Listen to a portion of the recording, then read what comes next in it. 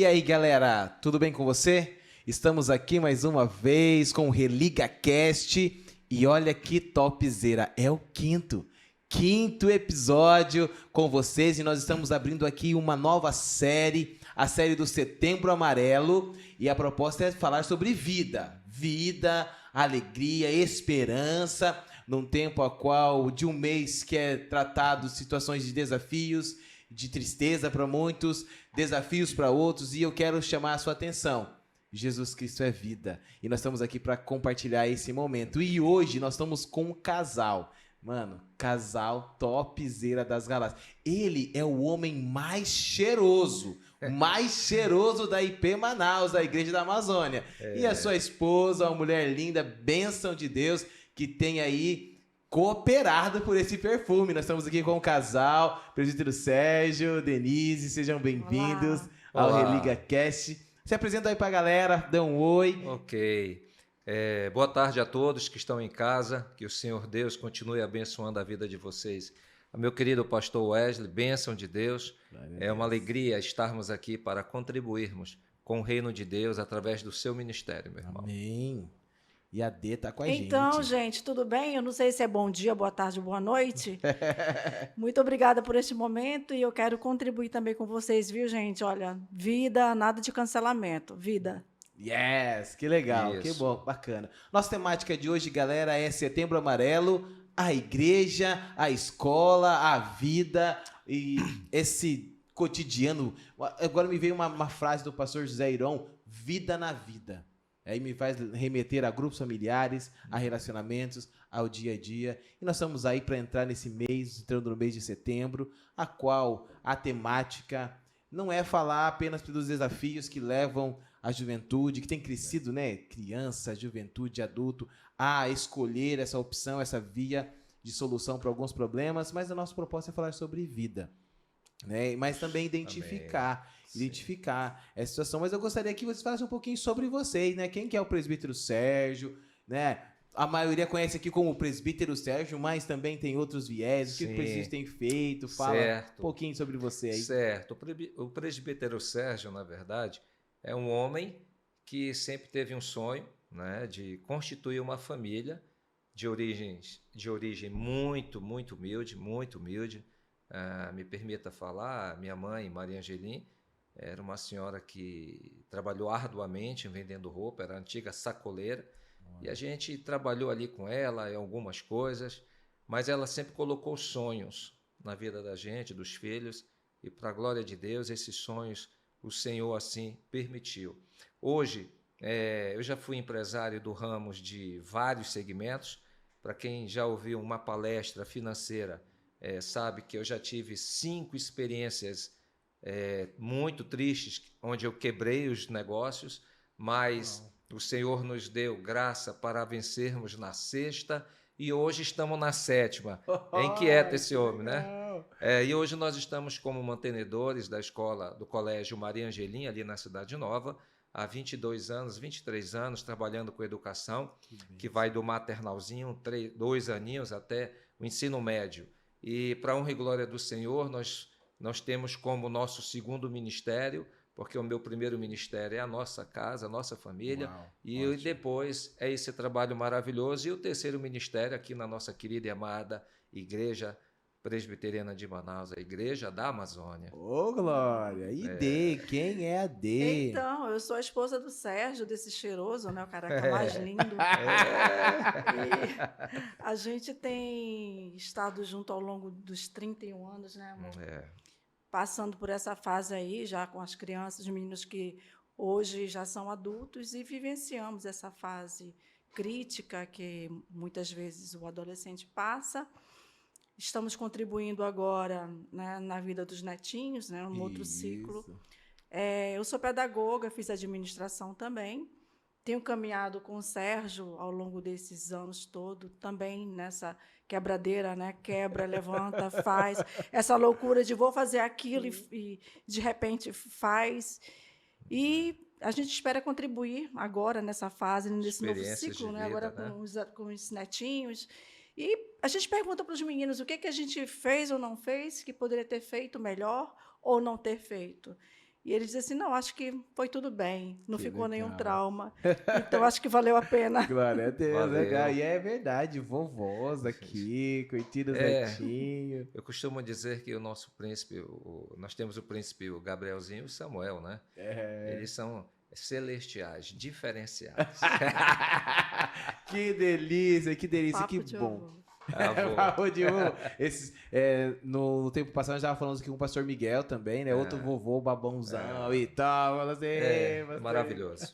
É muito legal. Mas assim, olhando para esse assunto, né? Como que vocês têm lidado? Vamos trocar essa ideia assim, perceber, cara, será que a igreja está conseguindo dessa atenção? Vocês estão no ramo da escola, tem, né? Como você falou, nós estamos há 23 anos percebendo situações, vivendo situações, mas como tem sido essa percepção? Nesses últimos tempos, tem aumentado? Tem diminuído? Como tem sido esse enfrentamento, desse desafio que hoje está muito presente? É claro que em questão mundial ou aqui no nosso país, escolhemos esse mês para tentar lidar, tratar de forma intencional e direta. Mas como a gente tem percebido e lidado com esse assunto? É difícil? Tem sido, não, beleza, a gente sempre na superficialidade, identifica, olha, tenta tratar, não tenta tratar. Como que a gente podia ver isso um pouquinho nessa esfera, né? Tanto da igreja, aí pensando, ambos são cristãos, servem a Deus, tiveram filhos adolescentes, jovens, estão casados, já são avós, mas e também em questão da escola, pelo trato, vocês estão ali lidando com desde bebezinho ali, maternal, né, 3, 4 anos, até adolescente, nesse gap aí de 10, 15 anos. Como vocês têm visto, como têm percebido essa situação? Assim, primeiramente, explicar a todos que estão em casa que essa questão do setembro, né, digamos assim, amarelo, é uma situação que se iniciou em 2003, ali pela OMS, em situação de um suicídio de um jovem americano chamado Mike, que ele estava num carrinho, num Fusca, chamado Mustang amarelo. Ele estava com muitos problemas financeiros no Mustang amarelo, e ele resolveu se suicidar, e ele cometeu um suicídio em alta velocidade. E isso aí chamou muita atenção nos Estados Unidos, na imprensa americana, que vai para o mundo, e a OMS entrou e resolveu cuidar desse assunto, digamos assim, com uma data mundial. Então ficou dia 10 de setembro de 2003. Este movimento ele veio ser oficializado no Brasil em 2014 pelo Conselho Federal de Medicina e também ali pela Associação Brasileira de Psiquiatria.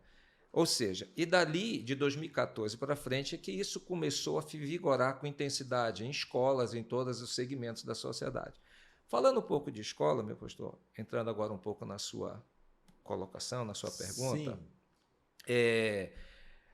quando você está na escola, é um terreno maravilhoso para você ter uma sensibilidade de perceber que dentro de algumas crianças pode ter um movimento contrário à vida que pode ali estar surgindo, uma situação de dificuldade emocional, tá? E de dificuldade emocional.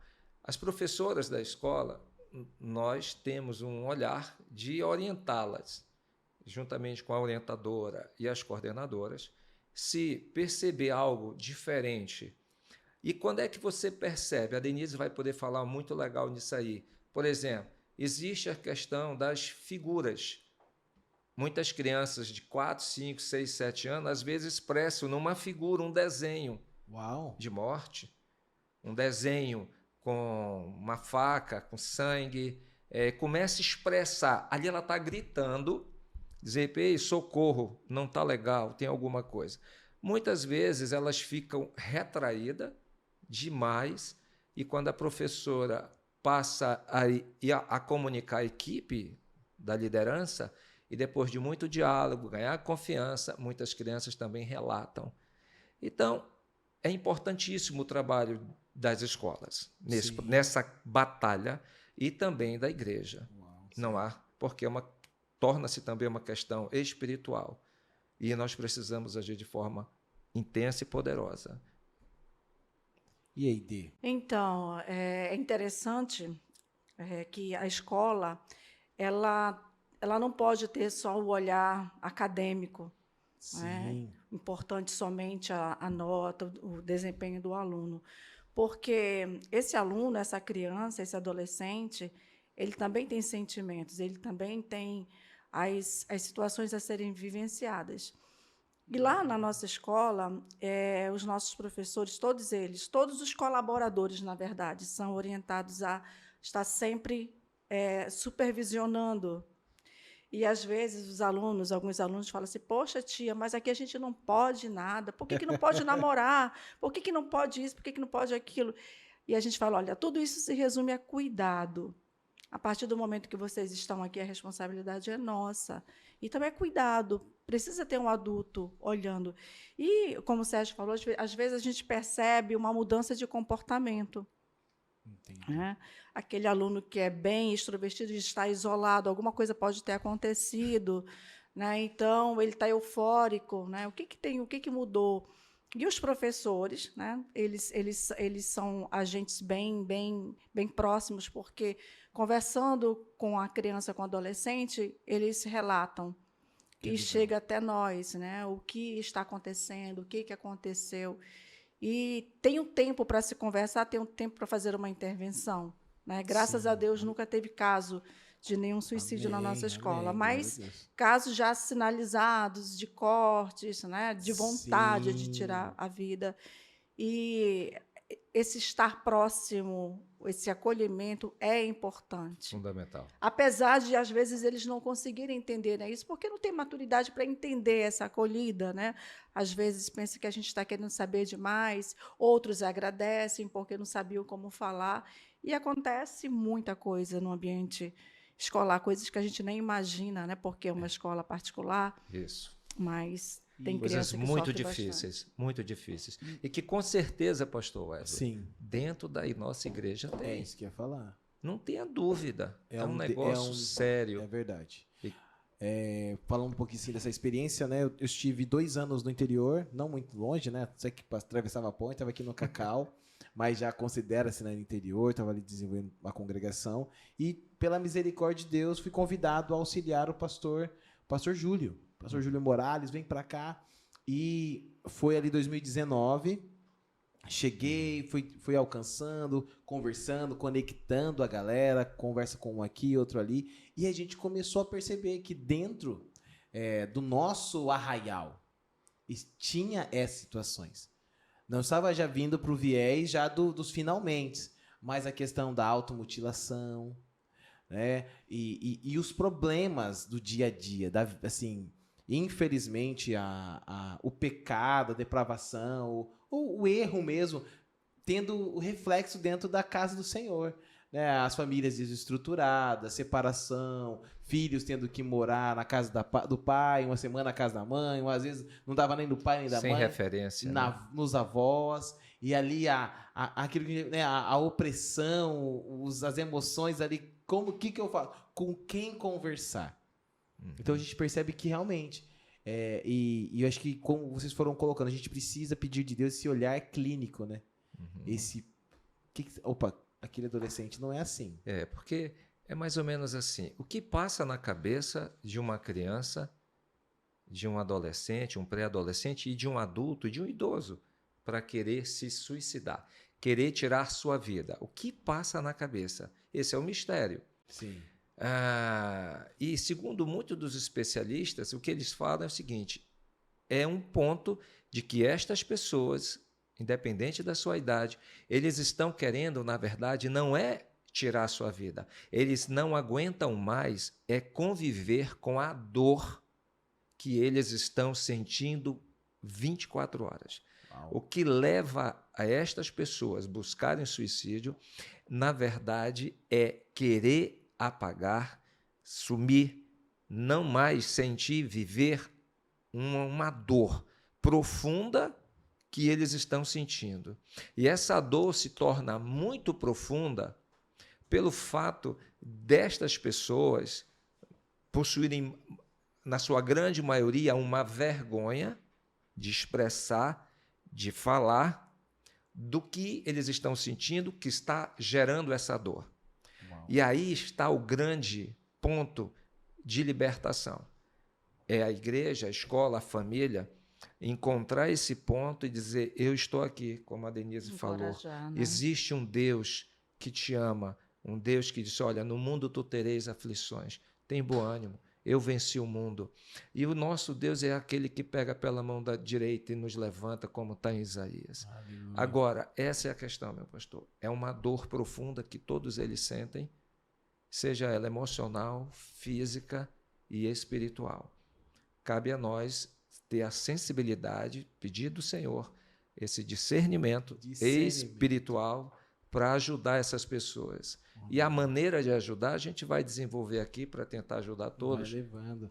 E assim, olhando para essa questão, né? Essas dores, né, que hoje tem alcançado, podemos dizer que essa questão da modernidade, ou até mesmo pós-modernidade, tecnologia, internet facilitada, hoje todo adolescente, todo mundo está aqui 100% online, vivendo, poderia ser um dos fatores que leva a essa, até como ele está falando, aquela falta de acolhimento, a falta de um relacionamento verdadeiro, porque a gente percebe que muitos vivem tão bem, né, na internet, conversa, 1000 palavras. Mundo virtual, né? Esse mundo virtual está muito louco. Olha, eu penso que sim, né? Eu penso que sim, porque esse mundo virtual onde as pessoas estão vivendo, nós também adultos, né? A gente pode ser o que quer e fazer o que quer, né? Todo mundo quer passar uma ideia, uma imagem que é muito legal aqui dentro, né? Sim. Mas nessa vida, nesse cotidiano que a vida real, que a gente tem que trabalhar, batalhar, tomar banho, dormir, comer, essa é a vida real, né? Eu costumo dizer isso para os adolescentes. A vida real é essa. Alguém está batalhando para que você usufrua de algo. Para que você usufrua da internet, tem alguém trabalhando por você, né? E alguns dias atrás, uma mãe nos procurou e disse assim, poxa, eu quero um abraço da minha filha e eu não tenho. Aí, quando eu chego aqui, eu percebo que ela abraça todo mundo. E quando chega no carro, ela mal sequer fala comigo. Ela retrai. Né? Ou seja, olha aí, essa vida... Ou seja, é bonitinho, é legal todo mundo se cumprimentar. Sim, então eu vou fazer. Mas, em casa, eu sou outra pessoa. Né? E aqui, nesse aparelho, no mundo virtual, eu posso trocar a cor do cabelo, a roupa, eu posso dizer que eu estou em outro ambiente. É tudo virtual, mas a vida real é essa, né? Eu penso se nós, adultos, que somos responsáveis pelas crianças e pelos adolescentes, se nós não tivermos uma posição mesmo, conforme a Bíblia, né, somos adultos, nós temos que nortear esses adolescentes. Eu não posso permitir tudo. Então, quando eu permito tudo, eu estou deixando que ele viva algo que ele você acaba que promovendo antes do tempo essa criança, esse adolescente, né? Sim. E aí vem a forma não supervisionada que esse adolescente lá na frente pode entrar em conflitos. E eu penso que deve sim ser supervisionado. Precisa ter essa atenção. Se cuidar. Dar, né, tudo para ele num tempo que ele não está preparado ainda para receber, pode ocasionar, sim, problemas sérios. É muito sério. Mas eu quero só agregar mais valor no que foi dito, que é óbvio que na vida existem as causas internas e externas. Sim. Certo? Então, os motivos, as causas que levam um indivíduo a pensar um dia em suicídio, elas foram internas, foram externas. E essa questão da internet, especificamente, ela é uma questão externa. Mas ela só ganha força quando os pais não fizeram a sua parte. Vou lhe dar exemplo. Na Diretriz e Base de Educação, diz lá o seguinte, que é um dever da família, dos pais, educar os seus filhos para o mundo do trabalho e para a prática social. Ou seja, a ideia eu vou cuidar dos meus filhos e educá-los para que, quando eles passarem dos 18 anos, eles estejam em condições de andarem com as suas próprias pernas, irem ao mercado de trabalho e dizer, eu vou disputar o mercado, ou vou ter práticas sociais, eu vou ser uma pessoa que vou me expressar bem, e por aí vai. O que acontece? Quando as famílias, e aqui está uma das bases do suicídio, no meu ponto de vista, um erro, uma negligência imensa por parte dos pais, que querem viver as suas vidas não entendendo e não vivendo as Escrituras. Eu estou falando para os crentes, porque para o mundo é outra história, mas eu vou falar para os crentes. Você está querendo viver uma vida e não está praticando o que está na palavra de Deus. Leia Provérbios, os livros de Salmos, que você terá ali quase todas as informações necessárias. A palavra de Deus fala que os filhos precisam ser disciplinados. A gente não está dizendo para ser espancado, mas para ter disciplina. Sim. E hoje você tem uma geração que não disciplina. E aí? Eles clamam por isso, né? E aí, as crianças clamam por disciplina. E outra coisa, quando você não disciplina seu filho, e aqui eu não estou falando de graus de disciplina, a disciplina ela vai desde um olhar que expressa uma mensagem, ela vai numa situação de você falar, repreender o seu filho, não é correto isso, tal, muitas vezes, e aí ela avança. Mas o fato da família não fazer isso, o que ocasiona? Ele superprotege os seus filhos, que crescem numa bolha virtual, e quando eles passam a ter 18 anos, os pais não vão mais poder fazer nada. Imagina um pai indo no ambiente de trabalho para reclamar que o seu filho não está recebendo isso, aquilo que ele está... Vai pegar mal. Ele vai dizer... Misericórdia. Ele já vai dizer, recursos humanos, demite. Já, tchau. E aí vai chegar, o menino não vai ter responsabilidade para arranjar uma namorada, porque não tem assunto. E aí, muitas vezes, é aquele adolescente que está na igreja, que tem 18, 19 anos, está querendo viver que nem um garoto de 10 anos, 11 anos, 12 anos, e talvez não consiga ali também um namoro sério, bacana, porque ele não tem algo para agregar. E aí começam muitos dos problemas emocionais. Sim. Você está entendendo? E essas crianças se tornaram jovens o quê? Imaturos, não confiantes, e não estão preparados. E aí, qual é a melhor defesa deles? Fugirem. Retração, retrair. E muitas vezes você vê jovens que estão na casa de 19, 20 anos, que estão em casa vivendo com os pais, e que eles dizem que não, é porque eu não quero trabalhar, não. Ele inventa uma situação que não é verdade. Mas, na verdade, é porque ele sabe que não está preparado. Então ele começa a inventar histórias, é porque eu quero fazer isso, eu quero fazer aquilo, mas no fundo aquilo está ficando grande. Muitos jovens começam então a ver que não chama atenção, não faz isso, não faz aquilo, e começam a entrar numa vereda, num beco de suicídio. É uma das linhas, as portas são muitas, nós podemos falar sobre outras aqui também. Uau, E assim, interessante, já está dando uns saltos assim daquele que a gente ia colocar, né?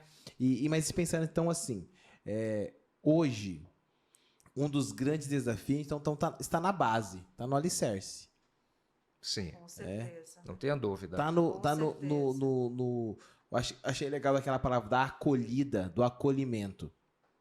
E se o adolescente não foi preparado, chegou na sua juventude universitária, né? Pô, beleza, estudou, tá entrando para a universidade, mas muitos não sabem o que quer. Não, mas eu vou falar, se passar lá, se eu ir bem no CIS, no Macro, no PSC, beleza, o que eu entrar, que vier, tá vindo, sem essa situação. Então vai gerar homens e mulheres fragilizados. E como você falou, com portas ali já prontas e abertas para vias de decisões ruins, emocionais, né? E aí a minha pergunta, como que a gente pode dar assim, pô, pai, se liga, atenta, porque foi colocado um pouquinho, essa questão, pô, você trabalha, você dá a internet, né? Você dá o lanche, você dá a pizza. Vi agora uma situação, eu estava conversando com a mãe e falou assim, na nossa época, era uma vez, olha lá no mês, um quicão, né? Uma vez ou outra, uma pizza. E hoje o adolescente fala assim, pai, pizza de novo? X-salada de novo, pai? Coca-Cola, né? Quem tomava, né, um refrigerante? Então você percebe que os valores, os princípios e esse desafio relacional tem aumentado dentro de casa. Como até o exemplo dessa adolescente. Abraça todo mundo, no social, é sociável, mas dentro de casa, a matriz da sociedade... Eu penso que essa menina, a Denise vai falar, que a mãe se sentiu assim, olha, poxa, comigo não. É que as amigas talvez a tratam como ela gostaria de ser tratada. Uau! E talvez a mãe a trate como uma boneca. Uau. Tipo, não faz isso, não, você não pode, não sei o quê. Quando, na verdade, era assim, não, filha, vamos lá, você quer fazer isso? Por quê? Dialogar, construir, mostrar para ela, fazê-la entender que ir por ali não é legal. Então, ela deve ser aquela mãe, não, sim, vai, não vai, porque eu não quero. E essa aluna, essa filha, ela na escola, ela tem a liberdade, talvez, de dialogar, é uma linha? Sim. Eu vou entregar para a Denise falar uma coisa. Eu dei uma palestra numa igreja batista semana passada, retrasada. Ai, eu sou ruim de data. Passada, né? E eu falei uma coisa que foi muito captada pelos irmãos, depois até me falaram. Você quer ver por que muitos jovens passam por dificuldade no mercado de trabalho? É muito comum, às vezes a gente fala com jovens aqui da igreja de 20 anos, 21, aí dizem, não, mas minha filha, não tem ninguém, olha, maior dificuldade para arranjar um namoro. É uma linha. E muitas vezes é falta de quê? De um entendimento. Eu vou lhe dar um exemplo. Tem muitos jovens que querem entrar na universidade, mas não estão sonhando, não estão com garra de vencer, porque não lhe foi dado isso. Quantos pais, e você que está nos assistindo, quantos de vocês, filhos, já ouviram assim, que o pai ou a mãe chega em casa reclamando do trabalho, falando mal do trabalho? Ah, trabalho, não sei o quê, eu odeio esse trabalho. Criança de 5, 6 anos, 7 anos, ouvindo seus pais, falando mal que trabalho não é bom. Você acha que aquilo não entra na cabeça da criança, do pré-adolescente? Ele fica. Então vai chegar com 18 anos, se não foi bom para o meu pai, não vai ser bom para mim, afinal de contas ele é meu herói. Sim. Então tudo é base, meu pastor Wesley. Você entende? Sim, então sim. Tem muito dos nossos jovens, meninos e meninas, passando por dificuldade, porque olharam para os seus pais, que é a referência, e eles não encontraram um porto seguro. Uau. E vão para a rua. E encontram muitas vezes no pai dos outros. Olha, teu pai é muito legal, porque aqui não é. E aí começam as confusões. E aí começam as portas, que a gente chama de portas. Sim. As situações que levam um indivíduo a pensar em suicídio. Em relação às dores, né? Dores. E aí vão gerando as... Poxa, lá fora eu encontro, em casa não. Uhum. E aqui vem pensando sobre essa questão desse princípio da aversão. Uhum. Né? Poxa, o pai do meu amigo, a mãe da minha amiga, os meus amigos, legal, mas em casa... Não, eu tenho aversão. Eu repudio meu pai, repudio minha mãe, eu não consigo falar, não consigo conversar. Muitas vezes, se for falar, já vem com a bronca. Aí ele, opa. Então, mas essa questão da bronca, hoje, eles não estão assimilando muito bem, né, receber essa bronca do pai, da mãe. Eles não estão sendo preparados para isso. Né? Coisas que outrora a gente recebia uma bronca e superava. Sim. Né? Hoje o adolescente, o jovem, ele está bem mais fragilizado.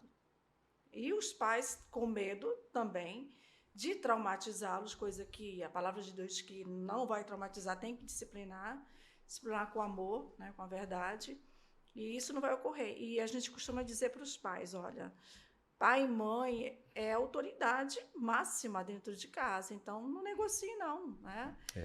Se ensina ou não, e ele vai aprender a conviver com isso. Nós tivemos um caso esse ano, um aluno novato, que ele pulou o muro da escola, enfim, conseguimos em busca desse aluno, e ele falou o seguinte, ele só tem 12 anos, né? Isso foi esse ano, ele falou o seguinte, olha, já está tudo certo na minha vida, que com 18 anos eu vou tirar minha vida. Eu já planejei tudo com a minha namorada, ele tem uma namorada, né, que estudava em outra escola, e que a vida, para que viver? Não é legal viver. Viver é muito chato, trabalhar é muito chato, pagar conta é muito chato, responsabilidade não é legal. Então, eu quero viver até os 18 anos. 18 anos, a gente vai, já combinou, nós vamos colocar uma corda no pescoço e vamos embora desse mundo. Olha só, olha o que ele construiu, né? E chamando essa mãe, a mãe disse, não, é normal, meu filho sempre faz isso, a gente está acostumado. Ele sabe o caminho de casa, não se preocupe com ele não, ele vai voltar para casa. Né? Eu falei, meu Deus, como assim? Então, ela já se conformou que é isso. Né? Já jogou a toalha, já desistiu. E a gente não pode negociar com o filho. Né? Dizer, ninguém pode ter medo de traumatizar. Quando é sim, é sim. Quando é não, ele não explica o porquê. E aí o filho ele vai crescer encorajado, passando por dificuldades e superando-as, né? Para que quando ele chegar lá no mercado de trabalho, ele vai poder saber como deve proceder, né? Quando necessário ser chamado a atenção, mudar a linha de pensamento e crescer, se tornar um grande homem ou uma grande mulher. Mas quem não passa por traumas, quem não supera, dificilmente vai conseguir ser um adulto fortificado, fortalecido nas suas relações de trabalho. Sim, sim. Pastor, para agregar valor também, essa situação da disciplina é interessante. Quando as crianças são pequenas, elas não precisam de muita disciplina. Elas querem ficar muito próximas dos pais, não é verdade? Sim. Então, os pais, quando eram para disciplinar, não fizeram. Quando a criança começa a ficar numa pré-adolescência, adolescência, ele não entende que essas crianças mudam de fase e começam a ter novas demandas. Uau, verdade. E ele não se enriqueceu de informações para mudar também a fase de educação, da maneira de lidar com a criança. E aí vem, nessa fase da pré-adolescência, a fase que os meninos começam, e as meninas, um pouquinho mais, né, querer ficar mais próximo dos coleguinhas. Sim. Então, como não houve uma educação que estabeleceu regras em casa, tipo, você pode aqui não, se fizer isso, terá isso, não. Tem pais hoje que só quer dizer o sim, e a palavra de Deus nos ensina que o não é muito importante, não é verdade? Sim. E aí o que acontece? Essas crianças, lá na frente, elas não estarão acostumadas a ouvir o não dos pais. E aí começam os grandes conflitos. Aí começa uma grande separação delas para com os pais, e os pais já não sabendo o que fazer. Então, a nossa orientação, que nós falamos na escola, é que cada vez mais, desde cedo, haja muito diálogo, estabelecendo regras para que a criança, o filho, desde 3 aninhos, por exemplo, por que não a criança de 3, 4 anos brincou, por que não ela não vai arrumar os brinquedinhos dela? Sim. Por que não a incentivar a arrumar como responsabilidade? E caso ela não arrume, o que você vai fazer? Você diz, se você não arrumar, você não vai brincar mais tarde. Ok. Simples, porque é educativo. A única maneira de ela entender vai ser dessa forma. Ela ainda não tem a concepção, a maturidade de ter uma conversa como nós estamos aqui, e de processar, dizer, meu Deus, é melhor eu fazer isso. Não. E quando os pais querem fazer a interferência, ele já é um adolescente, é mais difícil. Sim. E muitos saem da linha, perdem a cabeça e espancam, levando os filhos ao constrangimento muitas vezes, porque ele perde a paciência, e aí você vai começando a gerar mais e mais ainda filhos na igreja e nas escolas cheios de traumas, complicações, e que levam eles às suas, digamos assim, fragilidades na sua maneira de viver. Sim, sim. E é interessante sobre essa questão da confrontação, né? Há muito aquela questão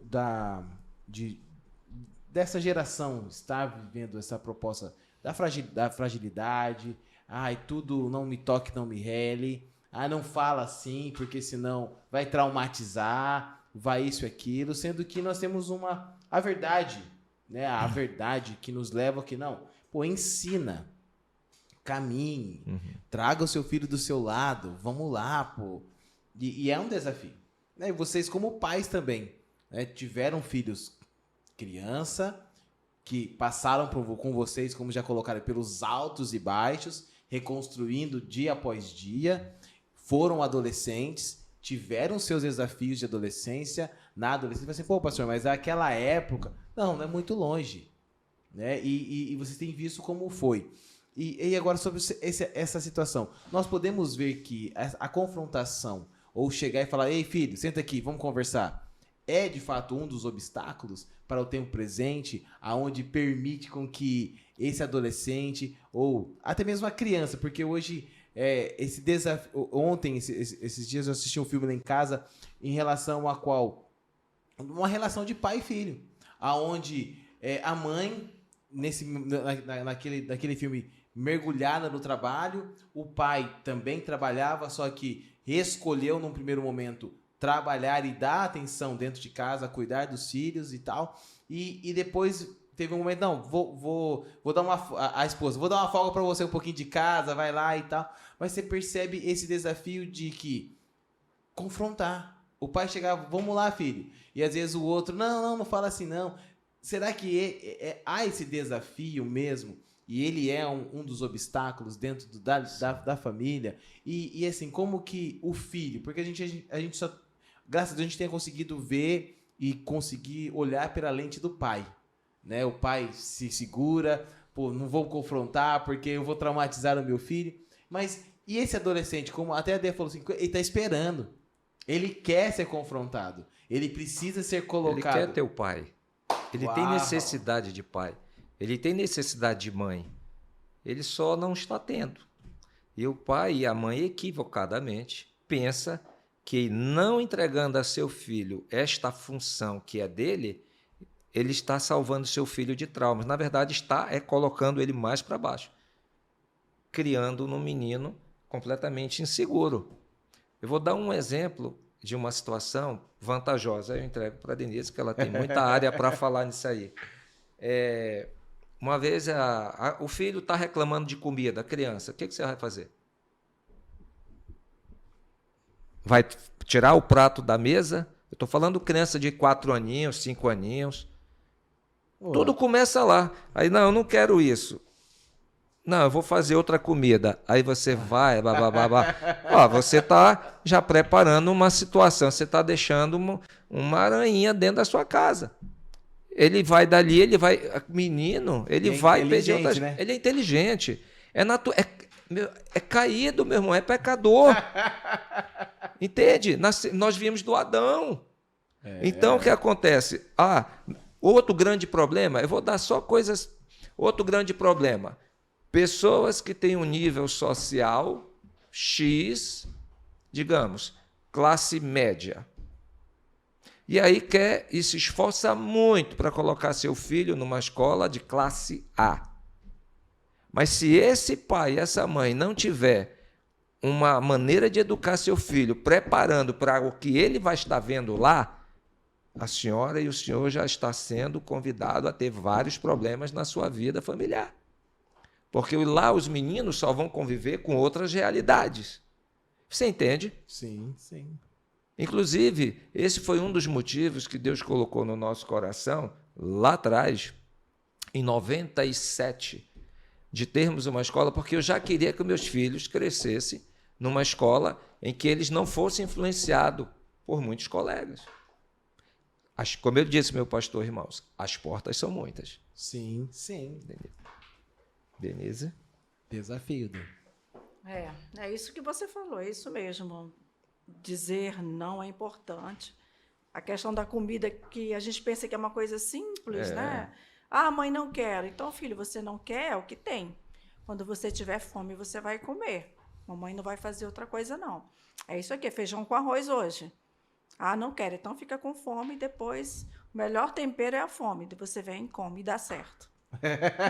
E dá certo, né? Aconteceu uma situação lá na escola, uma época, que uma criancinha pegou o celular do pai e jogava, né?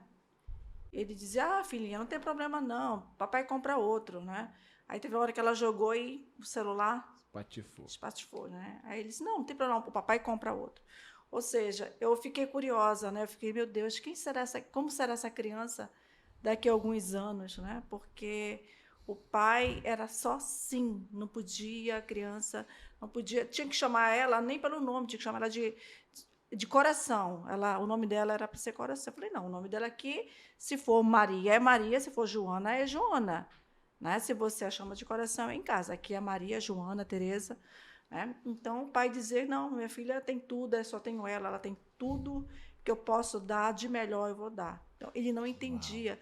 Agora, eu fiquei pensando, meu Deus, que adulto é esse? Como é que ele foi na infância, na adolescência? Com certeza, muitos traumas não resolvidos. Porque não tinha pai como esse em todas as áreas que ela andou, o que ela está andando.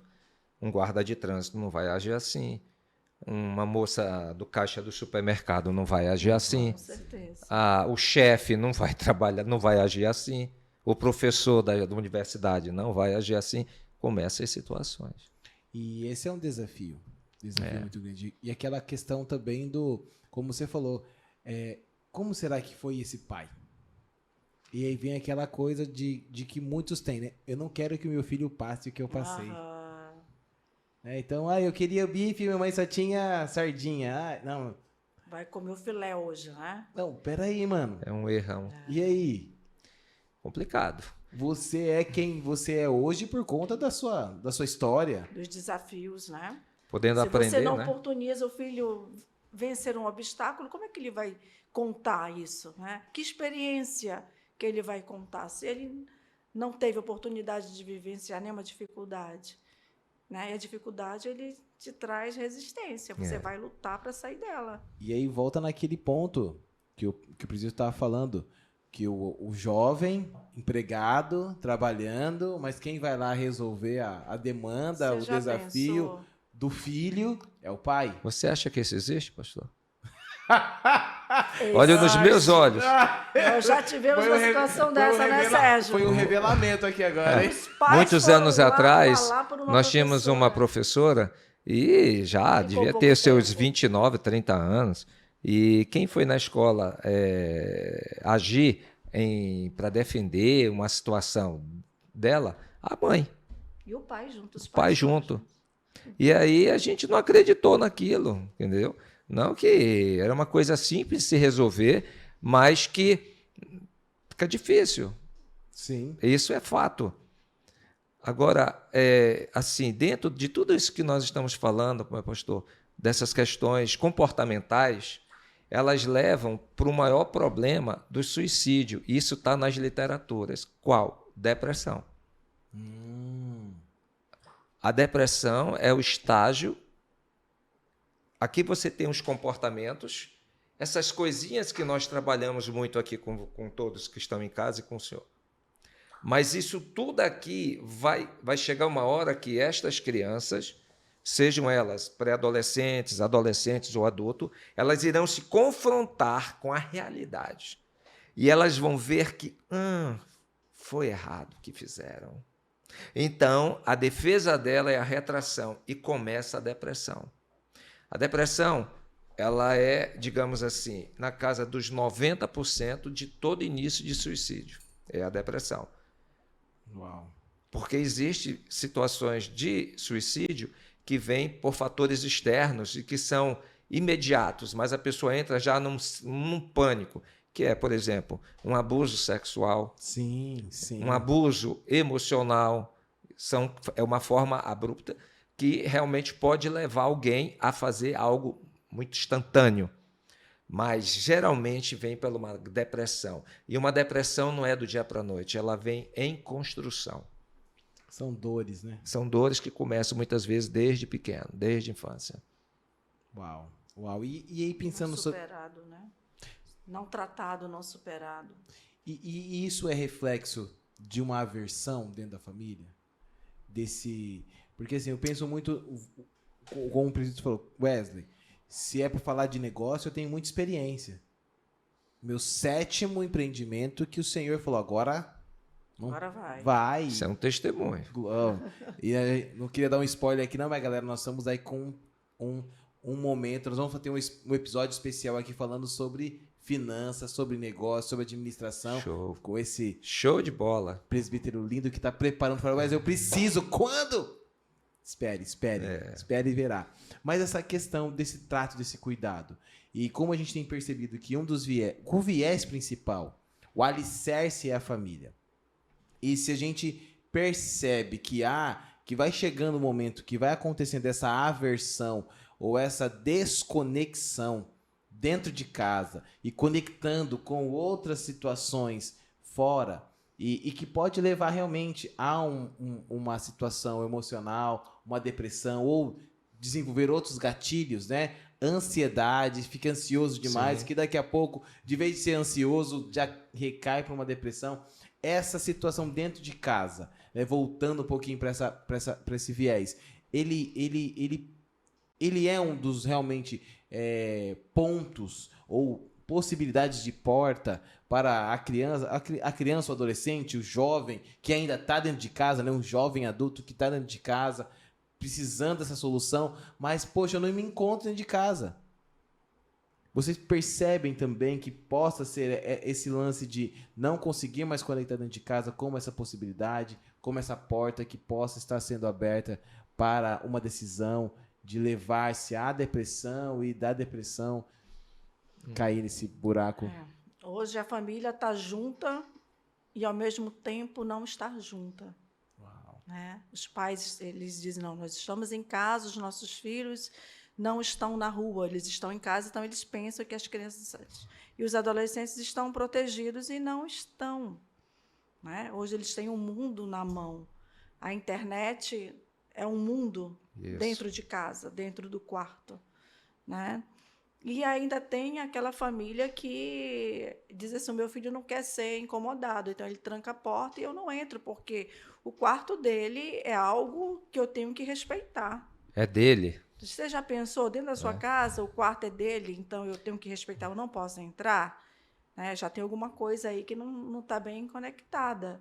Né? Então, ele é o líder da casa, né? Ele estabeleceu as regras. Né? Ele tem que entender que não, a casa é dos pais dele. Ele mora ali, mas a casa é dos pais. Sim. Né? E quando a gente falou de ordem, de regras, uma delas é essa: o quarto é seu, está servindo para você, mas é um ambiente da casa, é seu. Porém, quem manda aqui é o papai e a mãe. Né?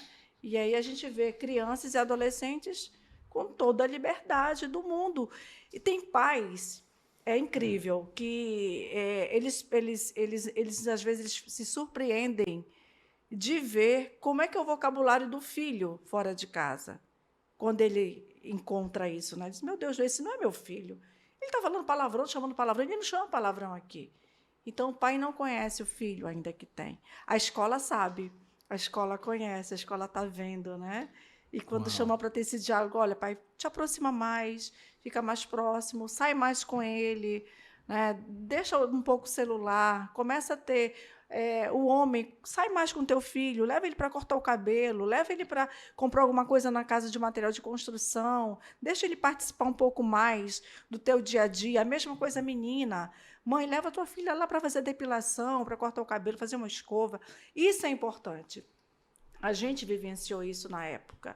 A gente achava que estava muito próximo e não estava. Uau! A gente não estava, né? Isso. Então, esse participar mais, estar mais próximo, ouvir um pouco mais, isso é importante.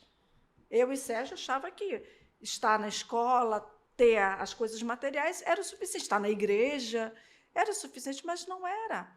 era importante, era preciso a gente estar mais junto, ouvir mais, né? Ouvir mais do que falar é importante também. Isso. Legal, legal. Então, eu penso que é por aí. Existe, sim, essa versão e está cada vez pior, né, do jovem achar que pode contar e não conta, porque o pai e a mãe também estão ocupados com seus afazeres e não dá muita bola, né? E aí muitos perdem os filhos para isso aqui, para esse mundo virtual louco, né? Que tem muita coisa boa, sim, mas se não supervisionada tem muita coisa ruim, muita Sim. coisa ruim. E é um desafio, né?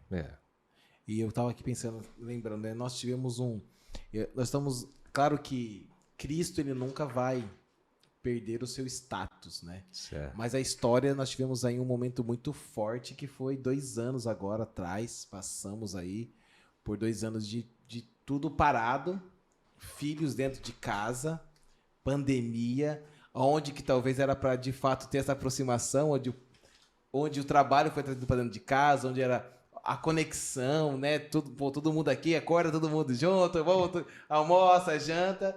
Aí a gente acabou vendo muitas situações desafiadoras. E piorou o lado emocional. Meu Deus. Então não é o físico, é como a Denise falou, houve mais uma aproximação física da família, mas não houve uma intenção. As famílias da igreja, nesse momento, na sua grande maioria, também não desenvolveram um projeto e entenderam o que está em jogo. É mais ou menos assim, pastor. Tudo tem um viés. O mundo hoje está sendo, na parte financeira, vocês podem pesquisar, tem uma linha hoje dos progressistas. Os progressistas, eles não são comunistas, nem são socialistas, eles são progressistas, eles não são também da direita, eles estão na linha do meio. Eles são aqueles que vivem como morno, nem quente nem frio. E o que eles pregam? A desconstrução da família. Eles podem tudo. A Europa ela é o berço do progressismo. Você vê lá na Europa, onde tudo se libera, tudo contra a família é lá. Lá ninguém quer ter mais filho, tem mais animais em casa do que crianças. Isso tudo é um projeto que vem do mesmo maligno. E esse projeto ele foi introduzido em programas de televisão, em seriados, sim, em desenho animados, pais, jovens, crianças. Esse mundo, esse projeto ele é articulado de dizer, a família não pertence ao pai nem à mãe, pertence a um sistema. Nós mandamos, entende? E isto é o que está ocasionando. Aquilo que a Denise falou, que os pais não têm esse entendimento, mas não é por falta de informação, porque tem tudo para você.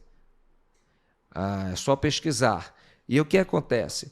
As crianças estão recebendo estas influências e elas mesmas já estão tendo um pensamento de uma forma sutil. Bonecas vindo diferente, sim, sim. Linguagem sendo introduzidas diferente, desconstruindo a mãe, colocando a mãe como uma amiga, e a mãe não é uma amiga, ela é mãe, e depois amiga, colocando o pai como um amigo, e não é verdade, eu sou teu pai, depois eu sou teu amigo, porque na hora da situação, meus lindinhos, vê se os amigos estão lá, não estão, mas o pai vai estar, o pai vai dar tudo o que ele puder para o seu filho, assim como está nas Escrituras. Então é um projeto para desconstrução. E é como diz a palavra de Deus, o que é certo vai ter como se fosse errado, e o que é errado, como se fosse certo. Vivemos esse tempo. Só que Lúcifer, ele não se coloca como ele é, senão não ia ter nenhum seguidor. É verdade. Não ia ter nenhum. Ele se coloca, meus lindos, cara, que estão, né? Com açúcar, uma amizade errada, sutil, um desenho que está ali introduzindo nas nossas crianças.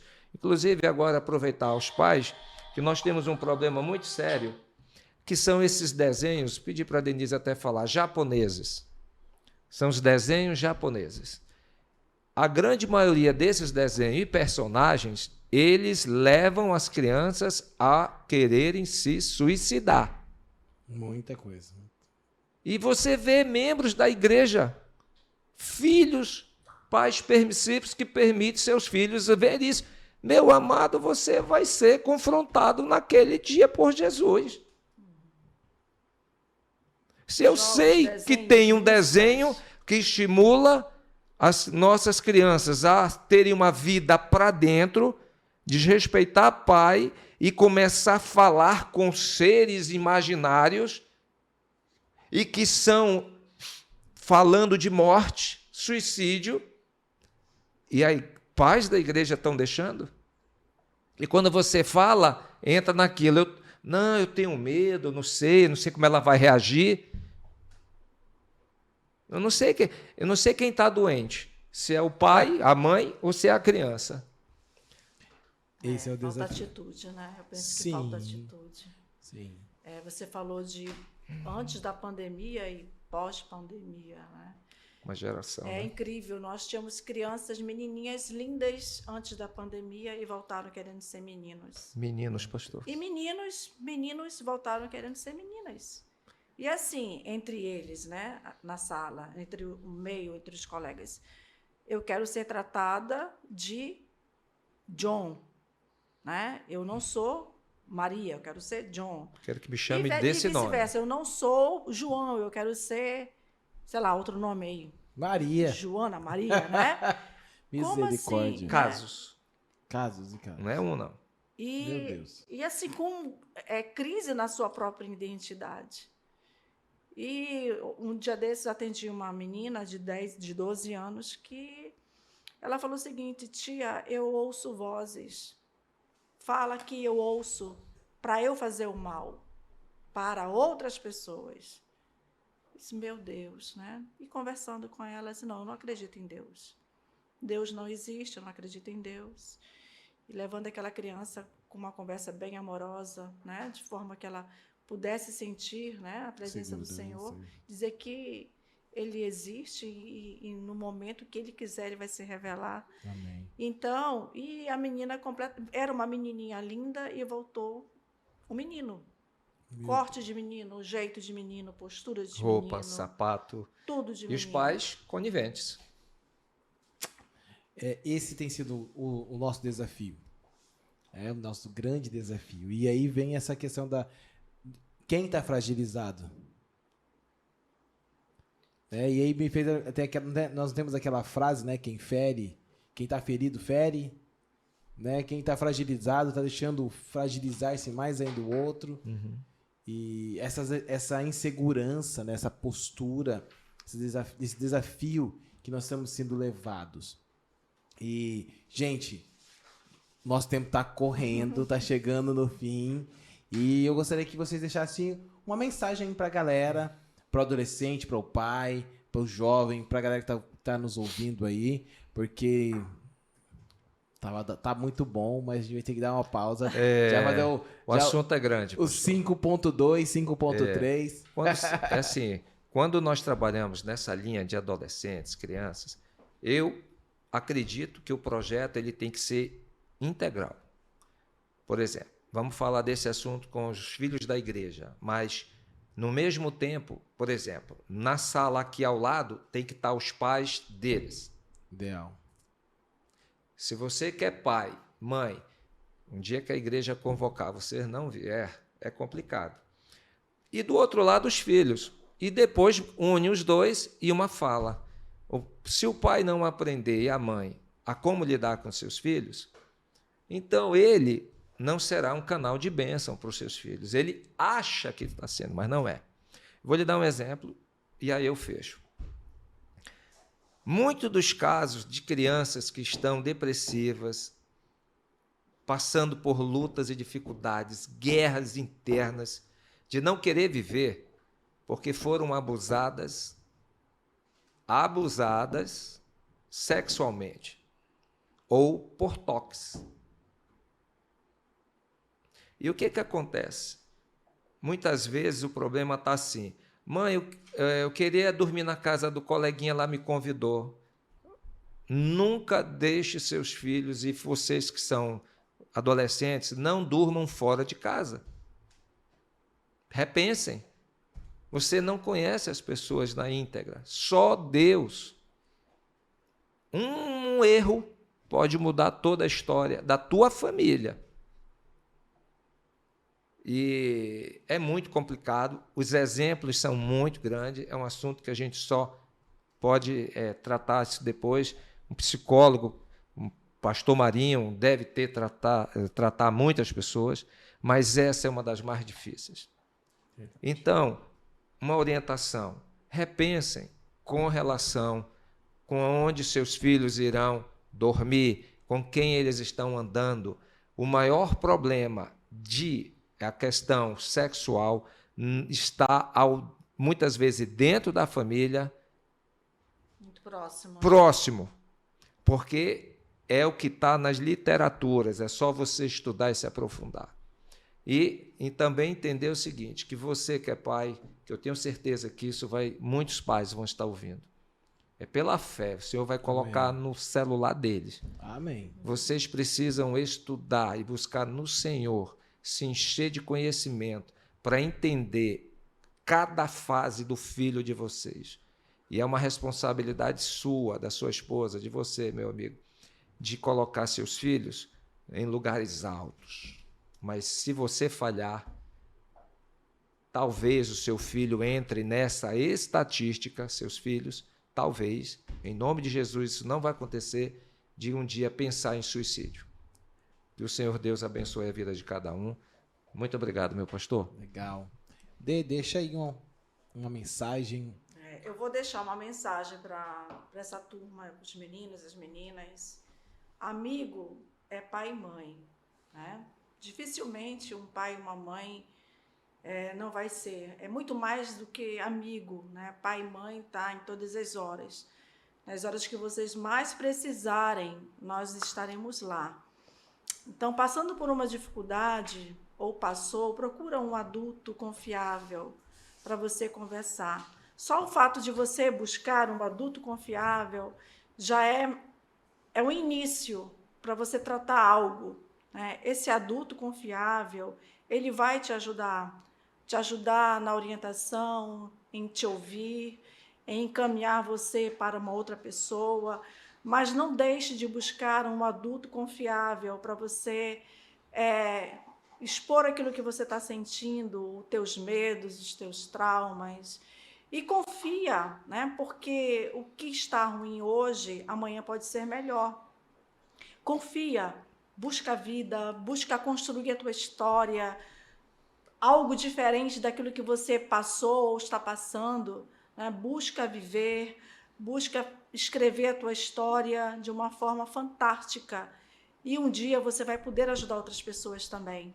Confia nisso e que Deus te abençoe. Oh, que legal. Gente, estamos chegando ao final do quinto episódio do Religa Cast. Que da hora ter você aqui conosco. Fica ligado, não esqueça de dar o seu like e mandar para sua galera, mandar esse assunto para o seu pessoal, porque é de suma importância.